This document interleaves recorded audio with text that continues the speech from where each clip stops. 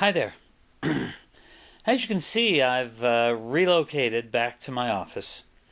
I was getting a little tired of carrying my gear upstairs and setting it up in the kitchen and carrying it back down. I think it may have actually interfered with the frequency of my videos, because sometimes I'd get an idea and I wouldn't really develop it very much, and then I think, oh, well, I have to wait now. The kitchen has to be tidied up first. I need to... Oh, never mind. I'll do it later. And, of course, then I'd forget it. As I am wont to do. I am very good at forgetting things. As I get older, I think my ability to forget things has been increasing exponentially. But right now and right here, where am I in my photography, and just where is all this headed? Well, over the last few videos, I've really been talking a lot about gear from a different standpoint. I'm not talking about the gear you need necessarily or anything like that, but separating your wants from your needs. Many of us want a lot. I mean, as a Micro Four Thirds user, I really want an OMD EM1X. But I can't afford an OMD EM1X. My livery of cameras right now consists of two used EM1s, first generation.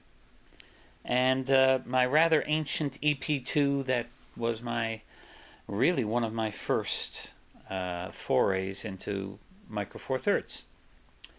And lately I have been, on a couple of occasions now, asked to shoot some video. I'm not a videographer. These videos here are so simple that there isn't an issue. But I have found that with a little care I can shoot decent video, but I still have the audio issue. Shooting a stage show or a dinner theater with no real audio equipment. I mean, I'm using this microphone right here, and basically the microphone's on the camera. Since this is something new, and I haven't been doing it very often, I have found workarounds. The first show that I videoed, specifically for a group, I was lucky enough to be able to patch into the audio feed from all of their microphones, because they were all mic'd on stage. The last one that I did was a dinner theater, which meant, of course, there were no microphones and no amplification at all. The result was that, the audio quality suffered somewhat. I have been asked to do another one coming up soon, but there's one little advantage I have this time.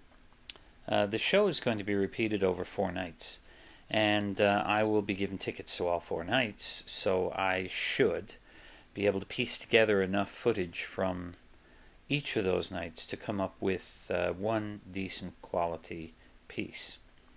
I'm also going to check to see if I can tap into the audio feed, in which case, of course, my audio will be nice and clean, and that will make a big difference. Audio is the breaking point, I think, for most part-time videographers or people that just play around with video like me, because the gear to produce good audio adds significantly to the expense of your kit. Being primarily a still photographer, that was always a very low priority for me, but it's one that I may have to build on now in future. So, not much to say in this video. I'm basically just showing off the fact that I'm back where I belong. From now on, the videos will be shot here. I recently purchased the 12 to 40 f2.8 Pro Olympus lens, but I'm not using it for video. For video instead, I'm using the old EZ 12 to 50 zoom, because it has a power zoom that I can operate from my phone. Right now, I'm just sitting here, so there is no zooming involved.